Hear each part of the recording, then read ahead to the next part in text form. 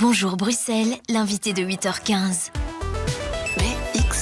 Notre invité ce matin, c'est Ahmed Laouej, bourgmestre de Koekelberg, chef de groupe à la Chambre et aussi président de la Fédération bruxelloise du Parti socialiste. Bonjour Ahmed Laouej. Bonjour. Pas d'accord au gouvernement fédéral hier sur la crise de l'asile, alors qu'on annonçait un nouveau plan présenté par le Premier ministre Alexander De Croo. Ça veut dire qu'on va continuer à avoir des centaines de personnes dans les rues de Bruxelles dans l'indifférence générale, ou en tout cas dans l'indifférence du gouvernement fédéral? Alors, la différence générale, certainement pas. On le voit notamment avec les communes bruxelloises qui prennent leurs responsabilités et qui font des choses que le fédéral devrait faire. Idem d'ailleurs pour la région bruxelloise. D'ailleurs, je les en remercie. Pour le reste, au niveau fédéral, la situation est intenable. On voit bien que le dossier, malheureusement, sous l'influence négative de ce qui se passe en Flandre, de l'état de l'opinion en Flandre, mais c'est pas une raison pour ne pas prendre les mesures qui s'imposent, et en particulier, activer rapidement, c'est ce que le PS demande, la phase fédérale du plan d'urgence, ce qui donnerait plus de pouvoir à la ministre que pour pouvoir agir. Réquisitionner des bâtiments, engager du personnel. À ce sujet, il faudrait revoir les profils qu'on demande pour pouvoir encadrer les demandeurs d'asile. Et puis surtout, aller vers un statut temporaire qui permettrait à des gens qui aujourd'hui sont dans les centres et qui pourraient libérer des places, d'avoir un vrai statut, un statut temporaire, mais qui leur permettrait par exemple de travailler plutôt que d'émarger au CPS. Donc vous venez de demander deux choses, Ahmed Laouej. La phase d'urgence, pourquoi est-ce qu'on la déclenche pas? Ça fait quand même des mois et des mois qu'il y a ce problème d'accueil avec des centaines, parfois des milliers de personnes qui se retrouvent soit dans la rue, soit dans des occupations temporaires de bâtiments, comme on a pu le voir à Schaerbeek. C'est un refus flamand d'activer cette phase d'urgence? Mais vous posez la bonne question. Nous, en tout cas, on le demande. On a même déposé un texte au Parlement. Je ne veux pas accabler Madame Demour, mais enfin, en même temps, ce serait peut-être bien qu'elle envoie des signaux qui soient plus positifs. Ça permettrait vraiment de résoudre le problème. Ça renforcerait la concertation et la coopération entre le fédéral, les communes, ça veut la dire qu'elle région. aurait l'injonction, elle aurait le pouvoir d'injonction pour créer des places. Elle aurait plus de latitude, plus de pouvoir, aussi un rôle de coordination entre toutes les autorités publiques qui sont impliquées dans le processus, et je l'ai répété tout à l'heure d'emblée, les communes, la région en particulier, et puis ça permettrait finalement d'avoir aussi un plan de répartition, parce qu'il faut pouvoir répartir l'effort sur l'ensemble du territoire national. Bruxelles ne peut évidemment pas à elle seule supporter l'ensemble de la charge qui est aujourd'hui de plus en plus importante. La théorie des partis néerlandophones, c'est plutôt d'essayer de vider les centres de fait d'asile par le haut, c'est-à-dire de faire sortir ceux qui y sont depuis un certain temps ou qui sont en passe d'avoir leur statut ou qui l'ont déjà. On a deux divergences d'analyse, quand même, une forte divergence d'analyse entre francophones et néerlandophones sur ce dossier. Bon, il faut interroger les partis néerlandophones de la coalition et de la Vivaldi. Ce que je vois, c'est qu'il y a des gens qui sont en attente de procédures. Ça prend du temps. Il faudrait d'ailleurs accélérer ces procédures. Et dans l'intervalle, on a des gens qui n'ont même pas de place pour pouvoir s'abriter, alors même qu'il y a des obligations internationales. Donc, on est face à un réel problème à gérer. Il faut le gérer, il faut s'en donner les moyens. Et actuellement, du côté de certains partenaires à la Vivaldi, on ne semble pas en faire une priorité, ce qui crée les problèmes qu'on connaît à Bruxelles, avec en effet des gens qui dorment dans la rue. Mais je le répète, il y a toute une série d'autorités, les communes bruxelloises en particulier, qui prennent leurs responsabilités, la région. Il faudrait que le fédéral le fasse aussi. Mais c'est lourd pour certaines communes, notamment pour Molenbeek. On doit permettre aux demandeurs d'asile de travailler ou pas? Alors justement, nous on plaide pour qu'il y ait un statut temporaire, je dis bien temporaire, leur permettant de pouvoir accéder au marché de l'emploi. D'ailleurs, ne soyons pas moi j'ai un centre fait d'asile dans ma commune, je vous invite à venir voir du côté de Simonis, il y a des vélos devant le centre fait d'asile. Ça veut dire qu'il y a clairement des demandeurs d'asile qui aujourd'hui travaillent pour Deliveroo, etc.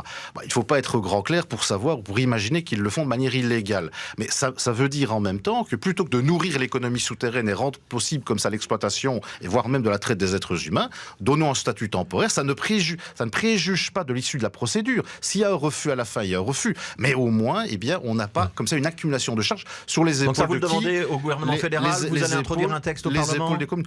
On le demande chaque fois qu'on a l'espace pour le demander, donc on a les débats en commission, mais on voit bien qu'il y a des résistances idéologiques, alors que le bon sens voudrait qu'on vide l'économie souterraine, qu'on évite la traite des êtres humains, et qu'on puisse permettre à ces gens de pouvoir s'assumer, s'autonomiser économiquement, la durée de la procédure, et puis une fois que la procédure est tranchée, on prend les conséquences qu'il faut. Il y aura de nouvelles réunions, il y aura un accord sur ces questions de la gestion de la crise de l'asile dans les prochaines heures ou pas? La discussion est en cours, elle n'est pas facile parce qu'il y a en effet des postures idéologiques, et je le répète, malheureusement c'est un dossier qui est fortement influencé par l'état de l'opinion en Flandre. Vous ne prononcez pas sur le fait qu'il y aura un accord ou pas?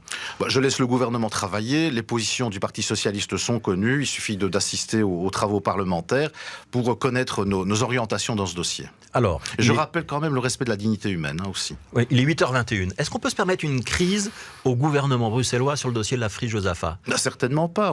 Il est paralysé pour l'instant, ce gouvernement. On vient de parler de la crise de l'asile, il y a toute la question de la cohésion sociale, les dossiers de mobilité, toute une série de dossiers très importants pour le développement économique de Bruxelles.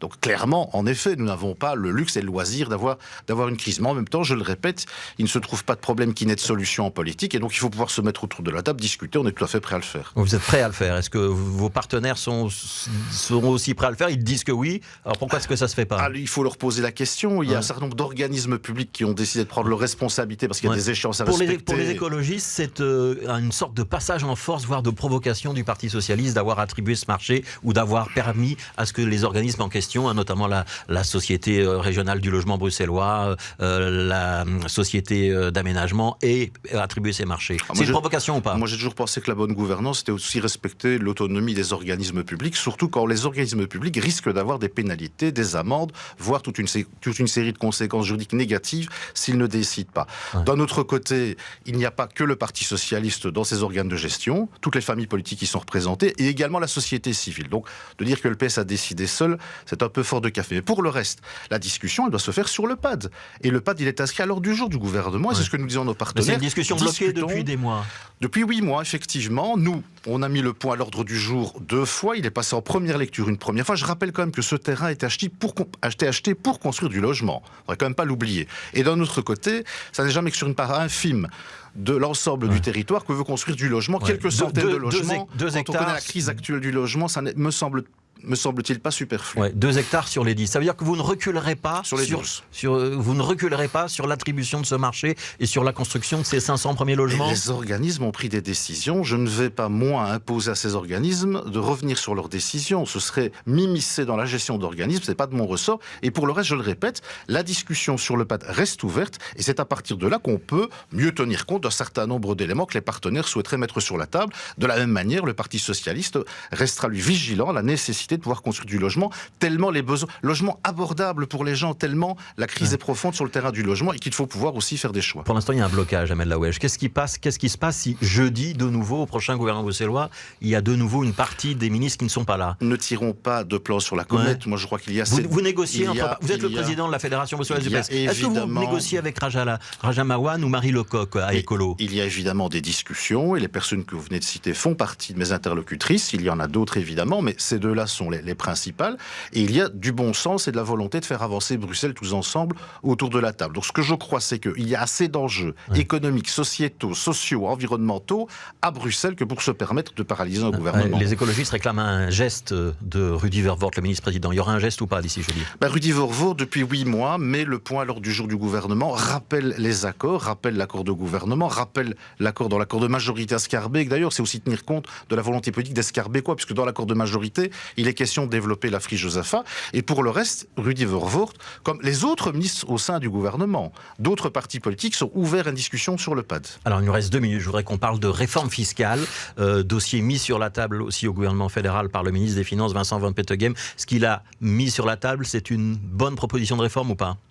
Oui et non. Alors oui, parce qu'il y a des propositions de diminution de l'impôt sur les revenus du travail. Non, parce qu'elles ne sont pas assez ciblées sur les bas et moyens revenus. Et non également parce qu'il va rechercher de l'argent avec des taxes sur la consommation. Ouais. Ce qui évidemment est une façon de pénaliser les ménages et notamment les pensionnés qui, eux, n'auraient pas de réduction d'impôt sur le travail, mais qui auraient des augmentations de taxes sur la consommation. De la même manière, nous regrettons qu'il n'y ait pas plus de mise à contribution d'impôts et de fiscalité sur les revenus du capital, sur la spéculation. Là où, me semble-t-il, il y a certainement des mannes à aller chercher, notamment la fiscalité sur les plus-values sur actions. Je redonne 2-3 chiffres quand même. 835 € en plus par an pour les travailleurs en moyenne. Il y a quand même une taxe sur les comptes titres qui est multipliée par 2 et il y a un impôt minimum sur les entreprises. Ça veut dire que c'est pas équilibré. C'est le problème de la TVA qui vous chipote le plus? Le problème de l'augmentation des taxes sur la consommation est en effet pour nous quelque chose qui n'est pas acceptable. Donc je rappelle pour ceux qui suivent pas le dossier, c'est la TVA qui passerait de 6 à 9%, par exemple sur le pain, le lait, la viande, le poisson. elle serait par contre à 0% sur les fruits et les légumes. Alors, sur les fruits et les légumes, 0%, ça nous le demandions et c'est très bien. Mais d'un autre côté, augmenter la fiscalité sur les produits de première nécessité, ça n'a pas de sens. Alors, il est vrai qu'il faut financer la baisse de la TVA sur le gaz et l'électricité, qu'il faut pouvoir trouver des mannes supplémentaires, mais nous disons-nous qu'il faut aller rechercher ça sur les revenus du capital, les plus-values en particulier. Il y a eu des profiteurs de crise, rappelons-le, des gens qui se sont enrichis. C'est là qu'il faut aller rechercher l'argent. Et en même temps, attention, nous l'avons dit dès le début, nous voulons une neutralité budgétaire. Parce que si on fait baisser l'impôt sur les revenus de travail, ce que nous demandons de manière ciblée, ce bas et moyen revenu, il faut trouver de quoi financer. Car si on ne le fait pas, il y aurait une pression intenable sur le financement des services publics et de la sécurité sociale, ce qui n'est évidemment pas souhaitable. Donc ça veut dire plus d'impôts sur le patrimoine ou sur les hauts revenus? Certainement sur les revenus du capital. Et là, je répète, il y a très certainement des moyens à les chercher. Et là aussi, il y a une discussion. Elle est bien engagée ou pas? Très certainement. Ça fait maintenant plusieurs mois qu'ils sont en discussion et les discussions se poursuivront dans les jours qui viennent. Elle est bien engagée ou pas, cette discussion, Ahmed Lawedge? Il y a autour on va de pas la jouer table... Madame Soleil, mais... Non, mais il y a autour de la table des divergences. Est-ce que le gouvernement d'Alexander De Croo peut se permettre de ne pas avoir d'accord sur la réforme fiscale, la réforme des pensions, la politique de l'asile, tous ces grands dossiers qui sont maintenant sur la table depuis longtemps? Moi, je vois qu'il y a eu déjà des bonnes réformes. Karine Lallieu a pu obtenir l'augmentation des pensions minimum. On sera à plus de 1 600 € cette année. Et à la fin de la législature... Est-ce qu'il va y avoir une grande négociation avec tout dedans je vois qu'il y a une meilleure prise en considération des temps partiels. Donc des réformes, et en matière d'emploi également, des réformes, nous en avons faites. Nous attendons des autres ministres qu'ils puissent être aussi efficaces que l'ont été les ministres socialistes. Merci Ahmed Lawedge.